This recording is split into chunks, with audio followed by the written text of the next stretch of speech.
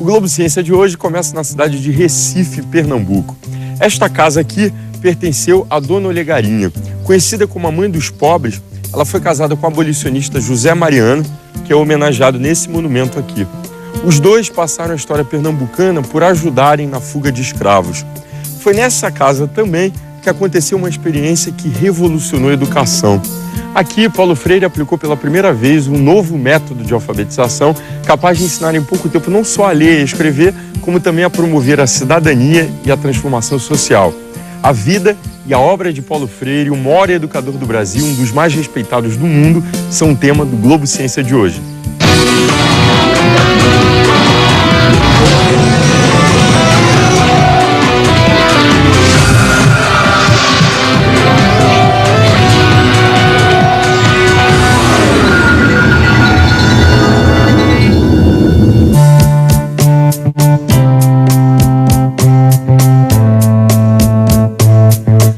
Eu estou no Centro Popular de Cultura e Desenvolvimento, CPCD, aqui na cidade de Curvelo, Minas Gerais. Esse centro tem por objetivo promover a educação popular e o desenvolvimento comunitário. E eu vou conversar com o criador desse projeto, Tião Rocha. Olha como é que ele se define. Antropólogo por formação acadêmica. Educador social por opção política. Folclorista por necessidade. Mineiro por sorte. E atleticano por sina. Ex-Tião Rocha. Esse centro aqui já existe há 25 anos. Eu queria primeiro entender que, olha só, gente, ele foi professor de ensino médio, professor de uma universidade federal aqui no interior de Minas Gerais e, de repente, ele decidiu largar a carreira de professor e virar um educador. Por quê? Um dia me deu um clarão, mineiro tem clarão, né? Eu falei, não quero ser mais professor, eu quero ser educador. Meus amigos falavam assim, mas qual que é a diferença? A mesma coisa. Eu falei, são coisas diferentes. O professor é aquele que ensina e o educador é aquele que aprende. Está na hora de eu sair desse lugar da ensinagem e passar para o lado da aprendizagem. Nós precisamos de aprender e aprender sempre. Eu e essa instituição. Aí eu percebi que aquela instituição não queria ser uma instituição de aprendizagem. Aí eu percebi que eu estava no lugar errado. Eu tive que sair, eu me demiti, né? Deixei de ser professor para me tornar educador. Qual é o objetivo desse centro, né? O que se aprende e o que se ensina aqui? O que a gente aprende e ensina aqui é a cultura. Os saberes, os fazeres, os quereres da nossa população, das pessoas, é a matéria-prima de educação e de desenvolvimento.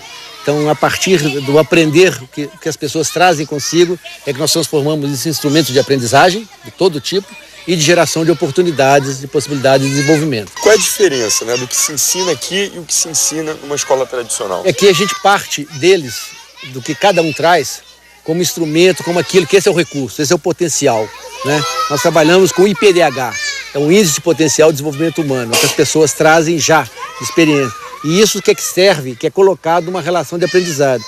Aprendizagem é algo que gera troca. Educação, alguma coisa, só existe no plural, não existe educação no singular. Por isso é necessário duas pessoas. E o que elas trocam é o que tem pelo que não tem. Por isso que é a pluralidade e a aprendizagem. Trocar 6 por meia dúzia é perca de tempo. Então a gente se completa um no outro. E é isso que eles trazem. E a partir disso aí é que você vai construindo todos os desafios. Você pode aprender de tudo sobre todos. Mas nesse ritmo, nesse tempo, né, da metabolização, da informação, do conhecimento, da formação, da sabedoria. Conta pra gente, tiveram histórias bem interessantes aqui, de alunos que abriram portas do projeto para a escola convencional e até de professores que brigaram para que a pedagogia, toda a metodologia daqui fosse utilizada na escola. Aqui havia um garoto, o Deniston, tinha 11 anos, e estava matriculado no primeiro ano. Então, há 5 anos que ele se matriculava. Então, ele era um aluno repetente, renitente, resistente e persistente. Todo ano, no primeiro ano. Ele não aprendia a fazer as 4 operações, mas ele sabia jogar dama. Ele jogava muito bem. E eu ficava olhando para o Deniston e falava, por que o Deniston, né, não aprende as 4 operações e sabe jogar dama, que é lógica, né, espacial? Um dia resolvemos, então, pegar o jogo de dama. Então, o tabuleiro, colocamos números. Como eles jogavam com tampinhas de garrafa, botamos, né, as soma, subtração, multiplicação e criamos uma regra. Só pode comer a pecinha do outro se fizer uma conta. Rapidinho o Denis aprendeu, não sei como. Então nós começamos a perceber que nós tínhamos criado um primeiro jeito de usar o que o menino já sabia para ele aprender outra coisa. E esse jogo virou a damática, a dama aplicada à matemática. Nosso programa de hoje homenageia um dos maiores educadores brasileiros, Paulo Freire. Onde é que ele entra nesse projeto? Ele está aqui. Ele está presente aqui entre nós, desde sempre, né? Como? Quando nós começamos a trabalhar, nós juntamos a primeira equipe, nós juntamos e pensamos se era possível fazer uma educação sem escola.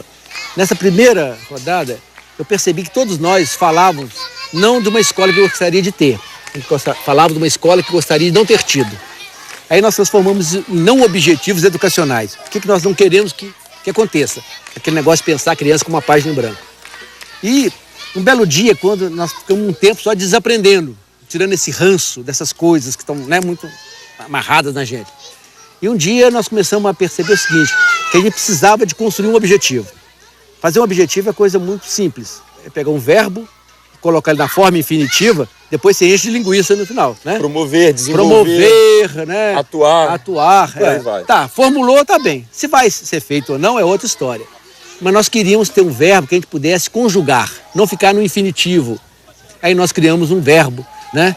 E usamos Paulo Freire. O verbo é o Paulo Freirar, que só se conjuga no presente do indicativo. Então fica eu, Paulo Freire, eu, Paulo Freire, tu, Paulo Freiras, ele, Paulo Freira, nós, Paulo Freiramos, vós, Paulo Freirar, eles, Paulo Freira. Não tem Paulo Freirarei nem Paulo Freiraria, é no presente, é agora.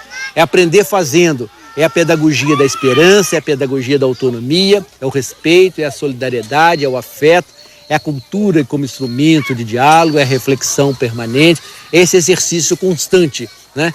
Então, a gente faz roda de avaliação e pergunta assim, como é que tá? Nós estamos Paulo Freirando bem ou mal? Entendeu? O mestre está nos olhando lá, ele está dando um sinal positivo ou não? Então, ele é um inspirador. O tempo todo, ele está aqui presente, né, com a gente no sertão. Que o verbo Paulo Freirar se contamine, seja jogado aí, lançado na educação no Brasil e no mundo. Muito obrigado, Tião, pela entrevista. Valeu pelo encontro.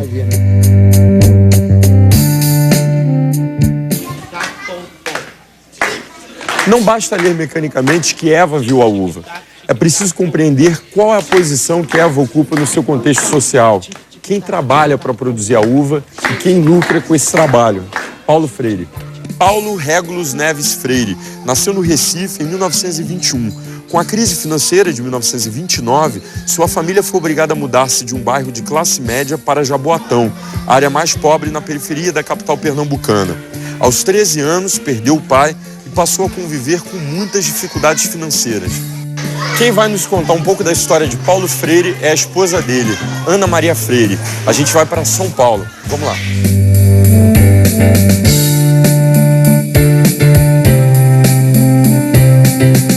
Vocês viram rapidinho, já estou em São Paulo. Aqui é a casa de Ana Maria Araújo Freire, conhecida como Nita Freire, e a gente vai conversar com ela. Vem cá. Tudo bem? Tudo bem. Posso chamar de Dona Nita? Não, pode me chamar de Nita. Não preciso Nita? Dona. Aqui, Nita. Como é que ele era em casa? Paulo era em casa como ele era em público. Um homem simples, um homem humilde, um homem bem-humorado, um homem tolerante, um homem generoso. Eu acho que não há uma separação entre Paulo Pessoa e Paulo a obra. Quem lê a obra de Paulo sabe que Paulo foi um homem apaixonado, que amava muito as pessoas. Ele dizia, eu sou capaz de amar qualquer povo, qualquer pessoa, não é? Então tinha uma abertura, uma tolerância com o diferente. Paulo dizia, não, eu respeito o antagônico, mas eu tenho afinidades com o meu diferente. É o diferente que me ensina. Eu não posso viver na mesmice de convívio com todas as pessoas que são iguais e que me repetem ou que eu repito os outros, não é? Então, a questão da diferença para Paulo foi uma coisa muito importante. Vamos falar um pouquinho das obras dele, né? Quais são os livros principais? Olha, fica difícil, porque eu acho que toda a obra de Paulo é muito importante. Cada uma tem um aspecto. Agora, eu diria Cartas a Cristina é realmente quase uma autobiografia. Além de Cartas a Cristina, né? Que outras obras que a senhora ressaltaria? Olha, Paulo ficou conhecido no mundo por causa da pedagogia do oprimido, não é? É a obra clássica dele e a obra que eu acho que Paulo incorpora tudo o que ele escreveu é Pedagogia da Autonomia. Qual seria o nome mais adequado para se falar do pensamento de Paulo Freire? método, pedagogia, qual seria? Eu acho muito importante, Alexandre, você me perguntar isso, porque em geral se diz o criador de um método. Eu acho que isso minimiza, amesquinha o que Paulo fez, o que Paulo pensou. O que Paulo fez, vamos dizer, a obra dele é uma teoria educacional que ele preferia, ele achava esse nome um pouco pomposo, a teoria educacional. Então ele, naquela humildade, na simplicidade dele, ele dizia, não, eu criei uma certa compreensão ético, política, crítica da educação. Uma coerência. Eu só tenho que agradecer o encontro, muito obrigado pela entrevista. Muito obrigado você, Alexandre.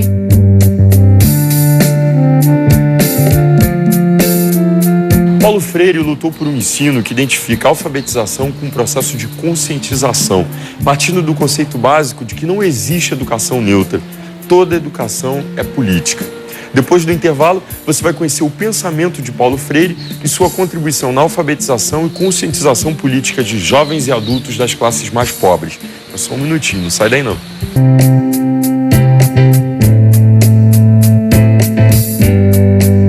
Eu estou aqui na biblioteca pessoal de Paulo Freire, que foi cedida para o instituto que leva o seu nome. Ele dizia uma frase: educar para libertar.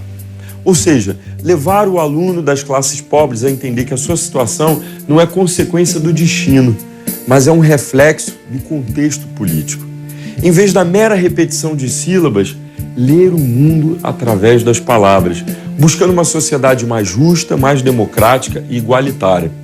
Paulo Freire, o nosso personagem do Globo Ciência de hoje, revolucionou a educação e se tornou um dos maiores educadores do século XX. Você já ouviu falar no método Paulo Freire? Então a gente vai conhecer conversando com um especialista aqui do Instituto. Vamos lá. Eu vou conversar com Moacir Gadotti, ele é filósofo, mestre e doutor em educação, diretor aqui no Instituto Paulo Freire. Como é que o senhor conheceu o Freire? Primeiro eu conheci através dos livros. O primeiro livro dele foi Educação como Prática da Liberdade, que foi meu trabalho final de conclusão de curso, do curso de pedagogia em 67. Depois, em 1974, eu conheci o Paulo em Genebra. O senhor pode explicar para a gente como é que funciona um método de alfabetização criado por ele? Olha, ele sempre dizia que não era um inventor do método, mas que era inventor de uma teoria e de um método. As duas coisas são indissociáveis, né? A grande originalidade do Paulo Freire foi ele ter criado um método de alfabetização nos anos 50 e 60, justamente numa época em que se alfabetizava adulto como se alfabetizava uma criança. Então ele criou um método específico para a educação de adultos. Aí o método, na verdade a teoria do conhecimento dele é baseada na antropologia. Antropologia significa o seguinte, a concepção do ser humano. Entendia o ser humano como um ser inacabado, inconcluso, incompleto. Para isso, então, ele precisa se inserir no mundo para ele se tornar completo, acabado como ser humano, para se aperfeiçoar. E aí, para isso, então, a sua teoria de conhecimento se baseia em 3 princípios básicos. Primeiro, ler o mundo. Para isso, precisa de uma curiosidade. Lido o mundo, você compartilha o mundo vivido. E aí, você precisa do diálogo para compartilhar. E terceiro, depois que você lê o mundo, compartilha o mundo, você tenta mudar o mundo para melhor, para ser um mundo melhor. E aí o método, é fácil entender o método, que esses 3 princípios gnosiológicos, teóricos de matéria de conhecimento se traduzem em 3 princípios muito práticos. Primeiro, investigar o mundo. Portanto, você precisa descobrir o que você já sabe, né? No caso do adulto, as palavras que ele já domina. Então, os temas dele, que eles chamam de temas geradores, né? Um segundo passo desse método é pegar esses temas, por exemplo, uma palavra que é muito conhecida de todo oprimido é dívida, porque todos têm dívida. A palavra salário. E tentar codificar isso, ele chamava de tematização. E a terceiro passo seria a problematização, que aí é um avanço sobre os 2 primeiros, né? Então, com isso, Paulo Freire chegaria à conscientização do alfabetizando. Quer dizer, o analfabeto ele tem que entender que ele não é analfabeto porque é burro, porque ele não sabe entender, mas porque as condições sociais lhe negaram o direito de acesso à educação. Então, por isso Paulo Freire dizia que o seu método é um método conscientizador. O método dele foi testado pela primeira vez numa cidade chamada Angicos, no Rio Grande do Norte. Conta pra gente como é que foi essa experiência. Olha, o Paulo sempre foi uma pessoa muito preocupada com o rigor metodológico, com a cientificidade do método.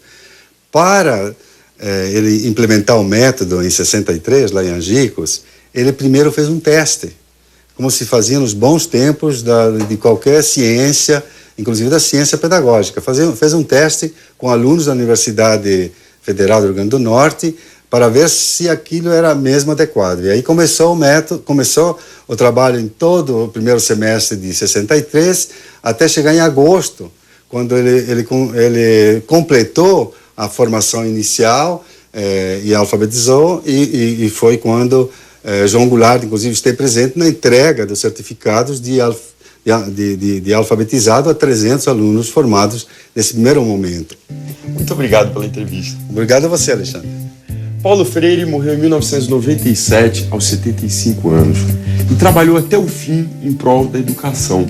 Será que houve mudanças significativas de lá para cá? A gente vai ver agora como é que anda a educação no Brasil hoje. Vem cá.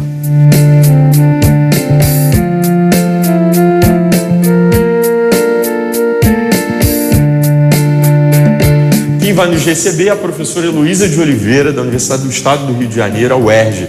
Ela é pedagoga, psicóloga, com mestrado em psicologia escolar e doutora em educação. Qual o panorama da educação no Brasil hoje? Olha, Alexandre, eu acho que a gente pode destacar duas coisas importantes. Uma quantidade de estudos, de índices em educação, como o IDEB, que é o Índice de Desenvolvimento da Educação Básica, e políticas públicas mesmo, ProUni, ReUni, a UAB, que é a Universidade Aberta do Brasil. Quer dizer, é um conjunto de políticas de alavancar o desenvolvimento da educação. Surgiu alguma novidade nessa área nos últimos anos? Eu acho que a maior novidade, Alexandre, é a aplicação da tecnologia de informação e comunicação. É o uso da internet, é o uso de vídeos, é o uso da própria TV, do rádio, esse conjunto de mídias. Isso faz um grande impacto na educação.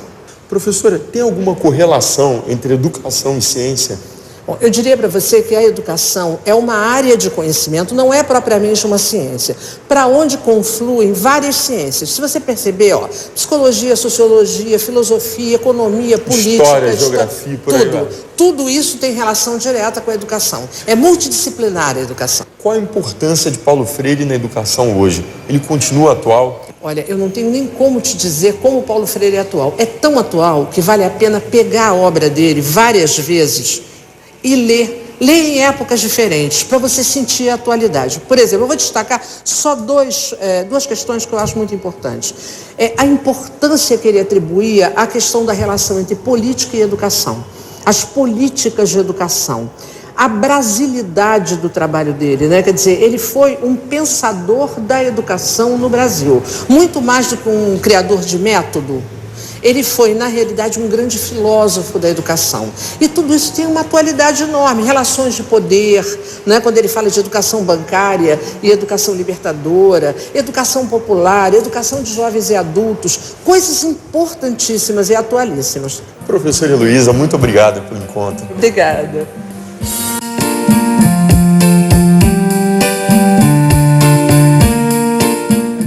Paulo Freire deixou 38 livros que continuam sendo publicados em várias línguas. Quando morreu, estava escrevendo mais um, que se chamaria Cartas Pedagógicas. Veja só o que ele dizia. Escrevo fazendo um apelo para que se possa fazer qualquer coisa no sentido de melhorar a educação brasileira. Para isso, é urgente que se respeitem professores e professoras. E uma das condições de respeito é pagar bem ou menos imoralmente. A outra condição é acreditar. A gente fica por aqui e o nosso encontro é no próximo programa. Não percam. Tchau.